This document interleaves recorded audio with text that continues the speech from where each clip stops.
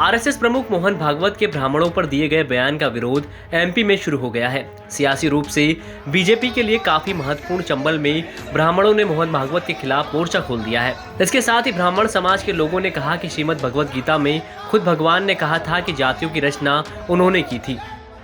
दुर्भाग्यपूर्ण कथन है उनका, और उन जैसे व्यक्ति का ये कथन है।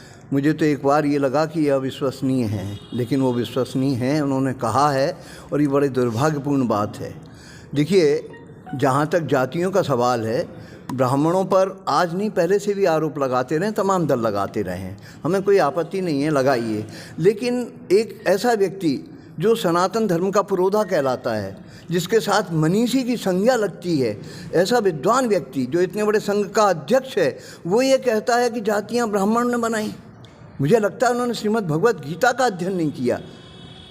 भगवत गीता के वो प्रचारक हैं, संघ प्रचारक है, श्रीमद् भगवत गीता के लिए बात करता है। तो भागवत जी ने श्रीमद् भगवत गीता नहीं पढ़ी?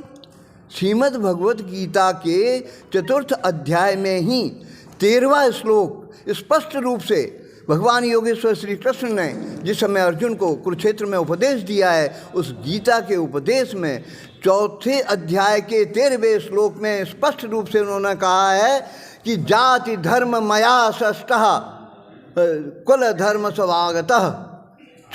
स्पष्ट रूप से उन्होंने उसको उल्लेख किया है कि मैंने समाज में जातियों की संरचना की है। मोहन भागवत से बयान को वापस लेने की मांग करते हुए ब्राह्मण संघ के अधिकारियों ने इस बयान को राजनीति से प्रेरित बताया है और साथ ही चेतावनी दी कि अगर संघ प्रमुख अपने बयान को वापस नहीं लेते तो फिर ब्राह्मण समाज सड़कों पर उतर जाएगा। मुंबई के अंदर जिस प्रकार से राष्ट्रीय स्वयंसेवक संघ के प्रमुख आदरणीय श्री मोहन भागवत जी ने ब्राह्मण समाज के प्रति अपमानजनक शब्द कहे हैं और जिस प्रकार से अपमान किया है, उसके लिए ब्राह्मण समाज ग्वालियर का रोष व्यक्त करता है और वो दुर्भाग्यपूर्ण बयान है।